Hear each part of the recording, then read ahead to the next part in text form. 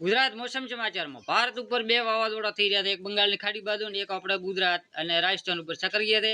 આ વાવાઝોડા આજ તારીખ 26-27 તારીખમાં અમુક વિસ્તારમાં ભારે ગાજવીજ સાથે વરસાદ પડશે। એમાં ખાસ રાજસ્થાન ઉત્તર ગુજરાતના જિલ્લાઓમાં ઉત્તર ગુજરાતના જિલ્લો થરાદ વાવ જિલ્લામાં પણ 35 થી 40 કિલોમીટર પ્રતિ કલાકે પવનો ફૂંકાશે। આ કચ્છમાં પણ એ જ પરિસ્થિતિ છે, પવનો ભારે ફૂંકાશે। ઉપરલા લેવલમાં 70 થી 80 કિલોમીટર પ્રતિ કલાકે પવનો ઉપરલા લેવલમાં ફૂંકાઈ રહ્યા છે। આજ અને આવતીકાલ સુધી વરસાદ છે।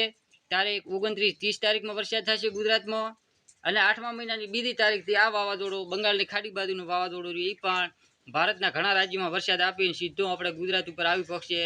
તારીખ બીજીથી મુશળધાર વરસાદ પડશે અને હાલ આ ઉપરલા લેવલનું વાવાઝોડું છે।